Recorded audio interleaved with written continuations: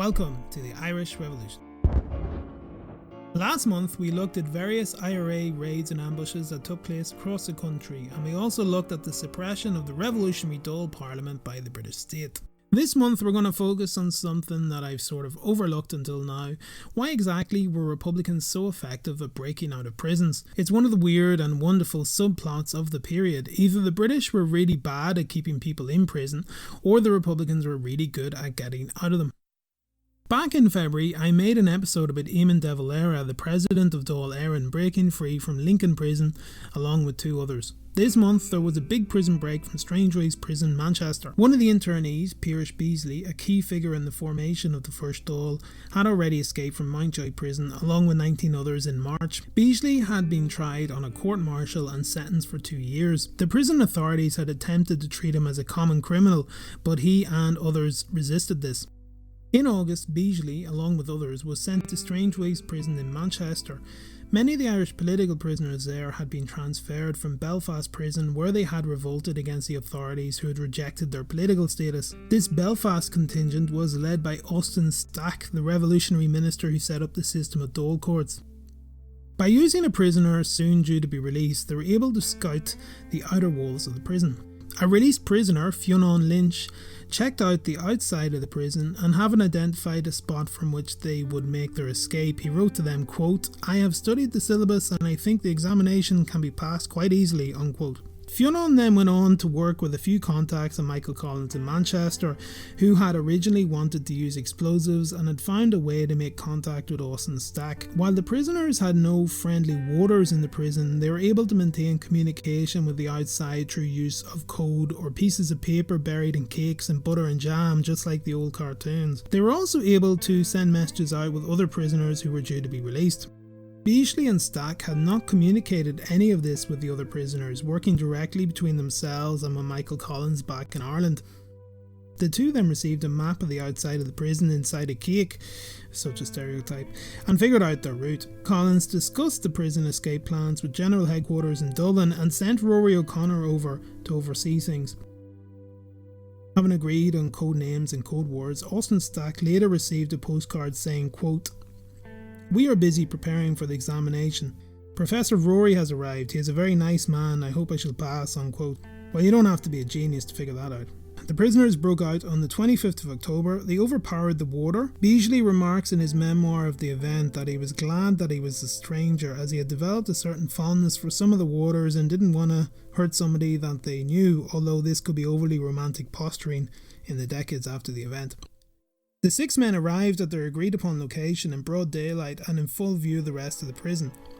It was sheer luck that nobody figured out what they were doing until it was over.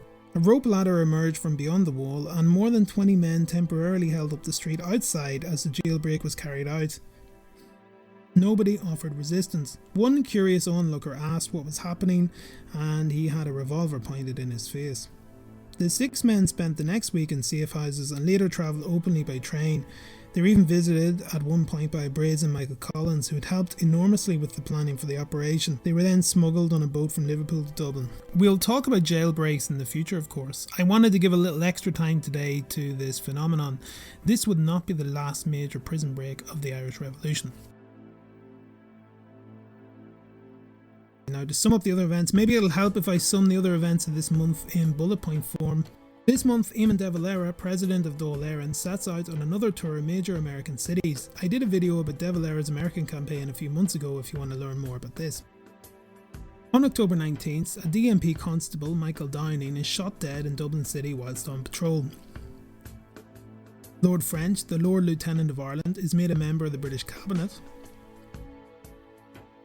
Michael Collins, in a scene much like in the famous biopic, has a narrow escape from Crown forces as his offices in 76 Harcourt Street were raided. He apparently cracked his ribs after escaping down the skylight of the Standard Hotel next door. An RIC policeman is killed in County Meath after the Ballivor barracks was attacked by the Meath Brigade of the IRA. This is a foreshadowing of the attacks on RIC barracks that was to come in 1920. So that's it, a short one today. I'll do a few biographies now. Beasley was an Irish writer who was a member of the Irish Republican Brotherhood. He was born in Liverpool to Irish Catholic parents and went to school there. He became fully fluent in Irish. He went to write in Irish for various Irish newspapers. He wrote original Irish poetry and prose and also translated from other languages into Irish. He was a founding member of the Irish Volunteers and took part in the Easter Rising. He was elected as a Sinn Fein MP in the 1918 landslide and became IRA Director of Publicity. He was pro-treaty and went to America to sell the treaty to Irish Americans. Rory O'Connor was born in Dublin and worked in Canada as an engineer in the Canadian Pacific Railway and Canadian Northern Railway. He came back to Ireland in 1915 and served in the Easter Rising in the GPO. During the War of Independence, he became the Director of Engineering of the IRA and oversaw the operation to break out the prisoners from Strangeways prison, Manchester. O'Connor rejected the treaty and became a very public figure in this period. Asked by a journalist if the IRA intended to form a military dictatorship in opposition to the treaty, O'Connor did not deny it. He occupied the Four Courts building along with 200 other men. They wanted to provoke the British troops then still in Ireland to attack them, thus restarting the war. Instead, they were attacked by the pro-treaty Free State forces. On the 8th of December 1922, O'Connor, along with 3 other men, was executed by the Free State forces in reprisal for an anti-treaty assassination of a pro-treaty politician. The execution order was signed by Kevin O'Higgins, who had been a childhood best friend, and O'Connor had been the best man at his wedding. More than any other figure, I think, does O'Connor typify the bitterness and heartache of the Irish Civil War.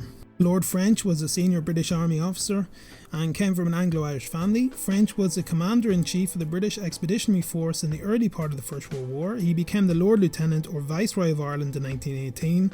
French was a hardline figure wanting to impose martial law and fight the IRA more vociferously and to better arm the RAC police. In December 1919, he narrowly escaped an IRA assassination attempt. In 1920, he wanted the British to call the Irish bluff and allow the IRA and Sinn Féin hunger strikers to die. He also wanted to use air power against the IRA, something which never happened. He was replaced on 30th of April 1921 by Lord Edmund Talbot. Okay, that's everything. Thanks very much for watching and see you soon. Good luck now. Good luck.